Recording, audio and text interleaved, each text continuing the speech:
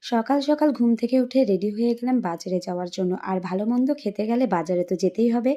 অনেক বছর পরে বাজারে গিয়েছিলাম আর বাজার থেকে নিয়ে এসেছিলাম চিংড়ি মাছ, রুই মাছ আর কাতলা মাছের ডিম। তোমরা কে কে খেতে ভালোবাসো অবশ্যই কমেন্ট করে জানিও।